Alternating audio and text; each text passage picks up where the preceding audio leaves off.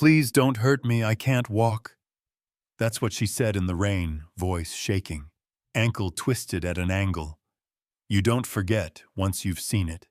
And a man with his fists balled up like he'd already decided how the night would end. I had a 6-year-old on my hip in a faded yellow raincoat and a stuffed bunny that's basically held together by memories, and I had a choice to make right there in that narrow alley. If it were you, what would you have done? My name's Tyler, I'm 31. I fix washers and dryers for a living. Now smell like cold metal and detergent most days.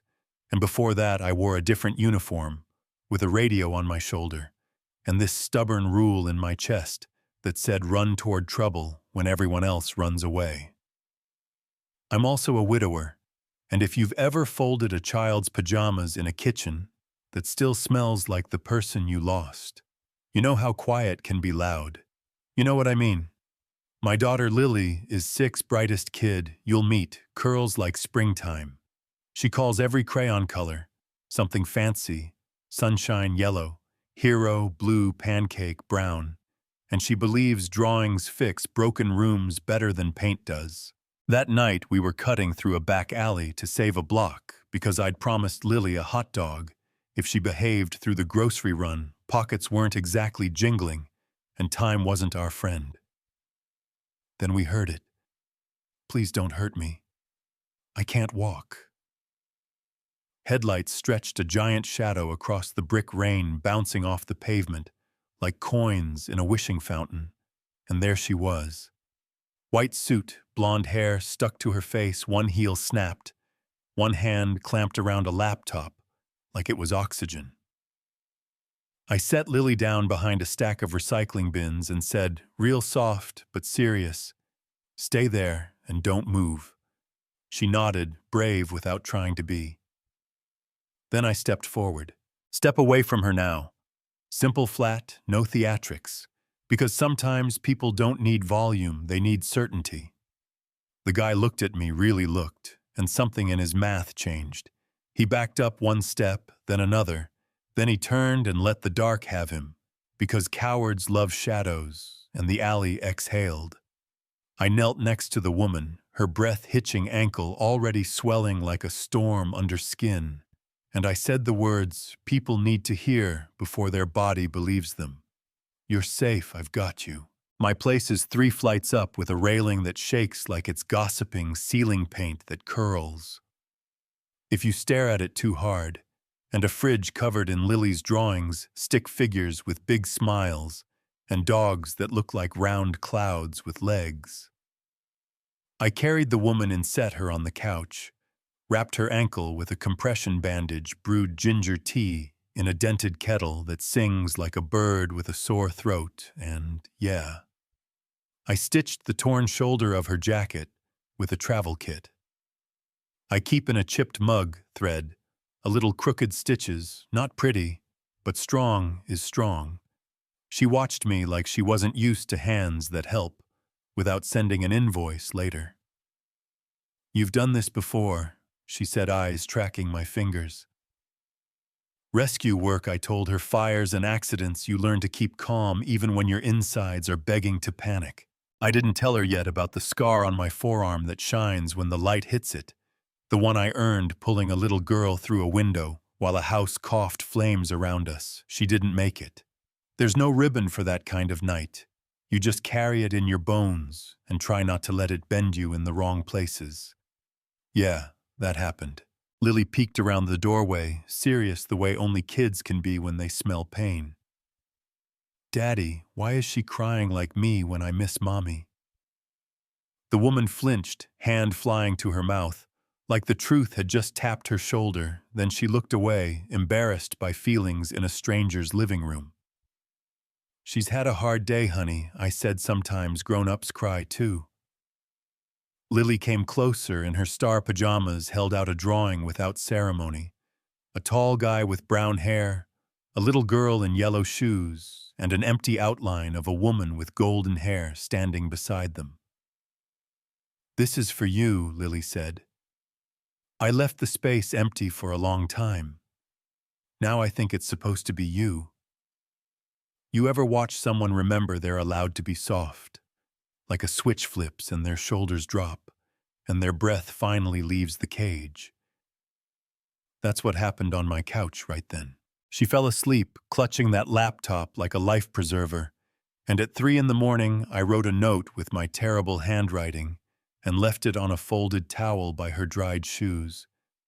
Your foot's not better yet. You can stay, it's okay. In the morning she found the shoes stitched and the note warm from my palm, and it broke something open, not the bad kind of break, the kind where a door you didn't know was locked just swings a little, and the room behind it smells like bread. Her name, she told me later, was Isabel Monroe. That name probably means something to some of you. Magazines and business shows loved her words, like visionary and market darling. Get thrown around by people who drink their coffee cold on purpose, but to me, she was a woman with a sprained ankle, a laptop she wouldn't let go of, and eyes that scanned rooms like they were looking for exits. She hadn't planned to run, she said, but her fiancé David, the CFO, had started raising his voice and lowering his mask, pushing her to sign over control of certain assets. Doing that thing men do when they confuse partnership with possession, and when he grabbed her wrist, she grabbed the one thing that could prove what he'd been up to and ran barefoot into the rain. She fell in that alley, she called for help, and I showed up with a kid and a towel and a habit of saying, "You're safe like I mean it." We fell into a rhythm that weak step. Breathe. Balance, I'd say. And she'd take my arm to move from the couch to the kitchen, from the kitchen to the bathroom, no pity in it, just two people keeping time together, and it started to feel like its own kind of music. Lily decided pancakes were required for healing. She climbed a chair like a foreman, more milk, not too many eggs. Wait for the bubbles before you flip. Isabel tried, burned one to charcoal, folded one like a taco set, one briefly on fire, and we laughed so hard the pan shook, and the smoke alarm just shrugged, because laughter was already putting out the flames. Dorky pancakes, Lily declared. But dorky is good. If you're keeping score, she's right. At night, after Lily fell asleep, under a mountain of crayons and stories, the apartment went quiet, except for the city breathing outside the window. That's when you talk about the real things, the things you don't post about. She told me she felt like a product like her name walked into rooms ahead of her and sold a version of her that was useful to other people. And if she didn't perform something, would get revoked. Love, loyalty, power, something. I told her about my bad night at the fire and the way grief sneaks up when you're cutting a sandwich. How you learn to keep going anyway, not because you're strong, but because your kid wants you to draw a cat that looks like a potato and call it art. You know what I mean. Then the world found her. Reporters at the curb, a woman in a tight blazer with a microphone, a man from legal in a tie that screamed damage control. The sidewalk became a stage where we didn't ask to audition, and they used words that taste like plastic, optics, narrative, reputation, management.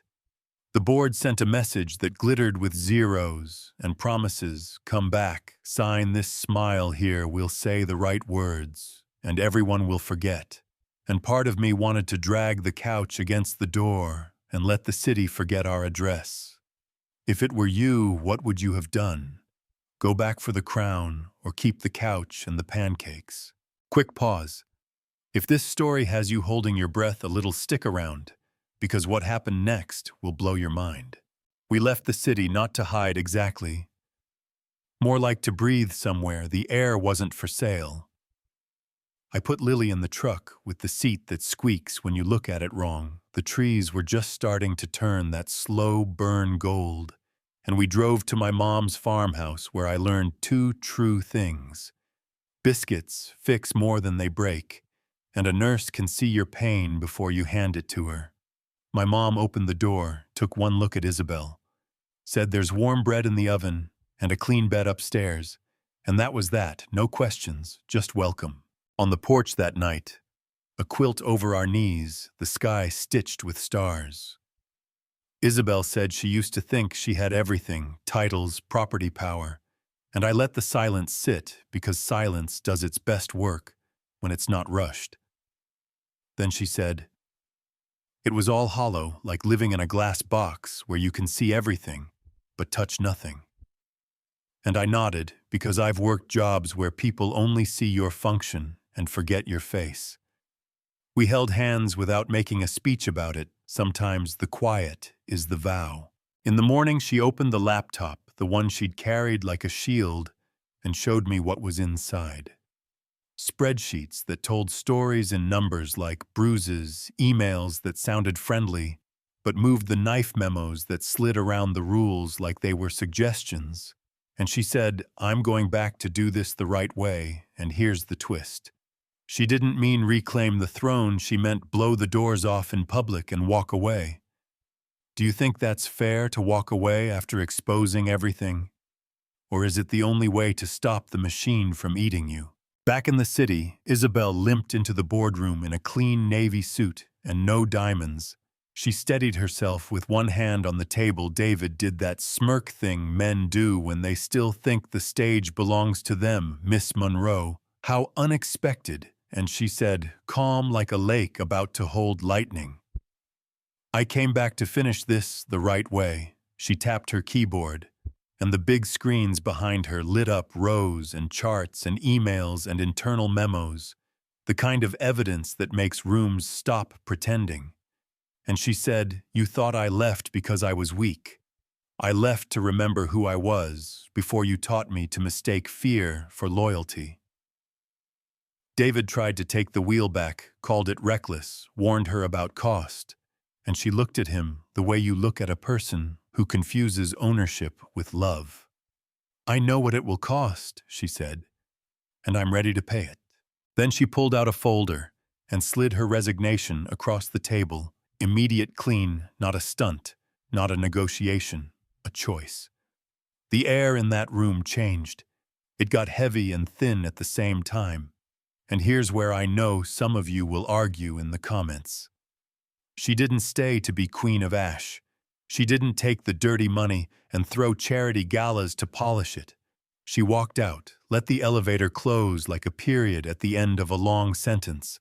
And when she hit the street, she didn't cry. She exhaled, and the sun had the decency to set with a little ceremony. If it were you, would you have stayed and tried to clean it from the inside? Or would you have done exactly what she did? She came back to our apartment in that same navy suit, lighter somehow, and found me and Lily on the balcony with our hands in potting soil, trying to convince a marigold to live. "Do you have room for one more in this garden?" she asked. And I said always, because some questions answer themselves. Lily ran over with dirt on her cheek, like a new badge. "We're planting new flowers.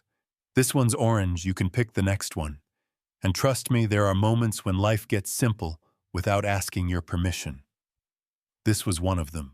We started something we called the Lily House because a 6-year-old told us flowers grow better with sunshine and love, and that was the whole business plan. We found a church basement that understood chairs can be safe. We put up a website that loads fast on old phones. We made tea that tastes like ginger and relief, and women showed up not to be fixed, but to be seen to sit for a while without being assigned a brand or a number. Isabel spoke at small community events in a voice that wasn't selling a product, and she came home smelling like paper soap and courage, and Lily would hand her a new drawing. Stick figures planting flowers, a little house with a door that's always open. A few weeks later, a lawyer called to warn us politely that the company would frame her resignation as a wellness break and imply she'd been misled translation. Tell a story where the woman who told the truth becomes unstable, so the men in ties can keep the table, and we had a choice: go nuclear online and in court, or do the work and let the work be the answer. We chose the work, but we also gave the full documentation to an independent watchdog and a reporter who still knows how to spell verification. And the truth went where truth goes when people stop guarding it like a brand. Would you have done the same, or would you have burned it all down yourself just to watch the sparks? Here's the thing I learned through all of this rescue. Isn't always sirens and hero shots. Most of the time, it's a clean towel, a folded note that says you can stay. It's a sewing kit and a coffee mug and a pan of pancakes. So ugly you have to name them. It's a little girl leaving an outline on a page because she believes someone will show up who belongs there. And it's a woman walking into a room that once fed on her and saying, "I'm not a product, I'm a person," then leaving before the room can punish her for remembering. It's also a man with a scar and a grief he can't fix, choosing to step forward anyway, with 2 words that still matter. You're safe. And now the part that will probably keep the comments rolling long after this video ends. Is it brave or selfish to walk away from a corrupt system after exposing it?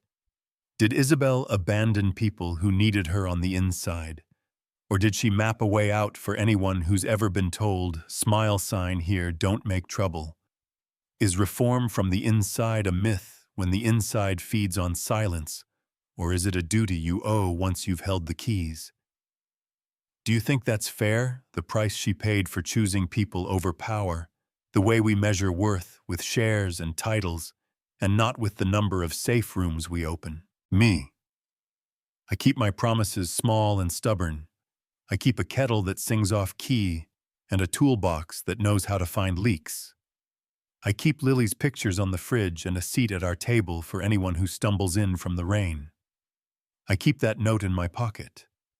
Sometimes the one that says you can stay, and I keep trying to remember that love isn't a speech, it's a steady hand, a patient step, a garden planted in second-hand pots because roots don't check receipts. You know what I mean. If you're still here, thank you for listening to the mess and the miracle. Now it's your turn. Was Isabel right to blow the whistle and resign should she have stayed and fought from the inside? Or is there a third road we're missing because the shine on the boardroom table messes with our eyes? If it were you, what would you have done? Drop your take below. Argue with me respectfully. Tell me about the job, the relationship, the place you walked away from, because it looked like success and felt like a cage. And before you go, do the things that help stories like this find the people who need them. Hit like so the algorithm knows we care about kindness. Subscribe if you want more true human stories, told plain and honest, and share this with someone who needs a reminder that being seen shouldn't come with a price tag. Stick around. Next week, I'm telling you how a thread bracelet changed a courtroom. And yeah, that happened.